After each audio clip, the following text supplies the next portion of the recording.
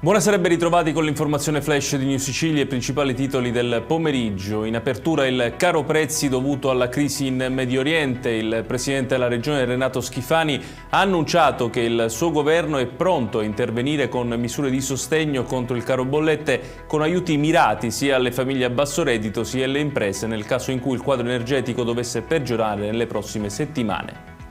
E lo stesso Schifani, durante un convegno a Palermo sulle energie rinnovabili, ha detto che i due termovalorizzatori di Palermo e Catania saranno operativi entro il 2028. Affrontando il tema delle fonti alternative di energia, ha poi ricordato che presto saranno disponibili fondi per l'installazione di impianti fotovoltaici domestici attraverso finanziamenti agevolati a tasso zero.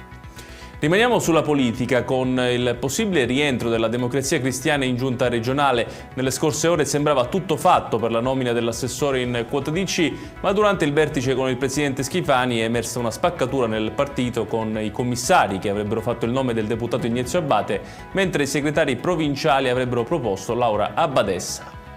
Adesso a Catania, dove un motociclista di 50 anni ha perso la vita in un incidente autonomo lungo il raccordo con l'A18 all'altezza dello svincolo di San Gregorio. La vittima, per cause ancora in fase di accertamento, avrebbe perso il controllo del mezzo urtando violentemente contro il guardrail, inutili tentativi di rianimazione dei soccorritori del 118.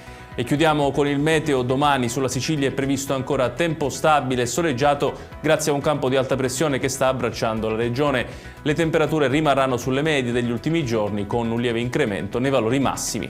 Ed è tutto per questa edizione. Tutti i dettagli su queste notizie li trovate come sempre sul nostro sito www.newsicilia.it. Grazie per averci seguito e buon proseguimento di serata.